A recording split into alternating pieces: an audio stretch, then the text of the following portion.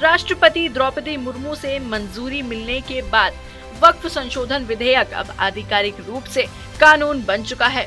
पिछले दिनों विपक्ष ने जहां लगातार इसका विरोध किया, तो दूसरी ओर केंद्र की मोदी सरकार ने इस संशोधन को देश हित में बताया। इस बीच रामनवमी के एक खास मौके पर वाराणसी से हिंदू मुस्लिम एकता और सांप्रदायिक सौहार्द की जो तस्वीर सामने आई, उस तस्वीर ने नफरत फैलाने वालों को करारा जवाब दिया।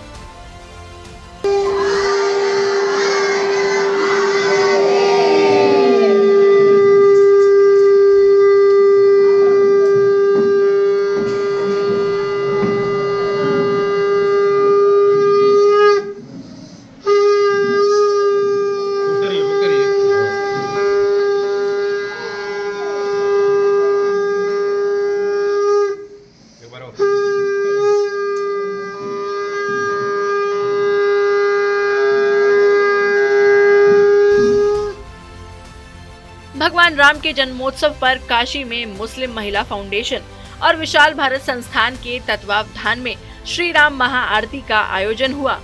इस मौके पर मुस्लिम महिलाओं ने भगवान राम की आरती की और सभी को रामनवमी की बधाई दी। साथ ही वक्फ कानून को लेकर केंद्र सरकार का आभार जताया और कहा कि यह बिल भगवान राम की कृपा से पास हुआ है।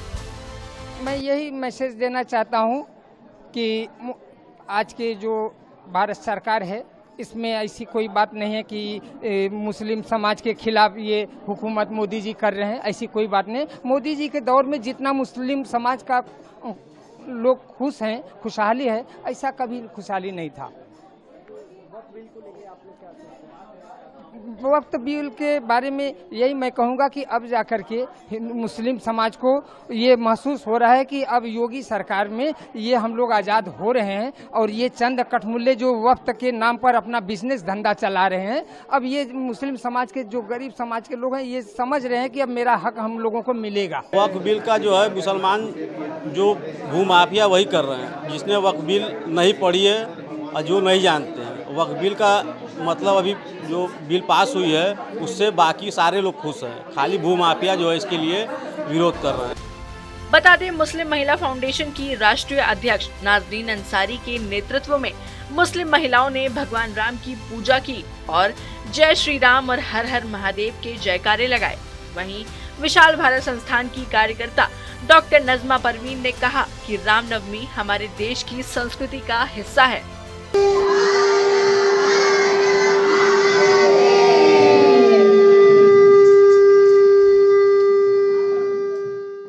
आज रामनवमी की पावन पर्व पे भगवान श्री राम के प्राकटोत्सव दिवस पे हम सभी हिंदू मुस्लिम भाई बहन मिलकर के भगवान श्री राम की आरती उतार रहे हैं, उनकी स्तुति गा रहे हैं।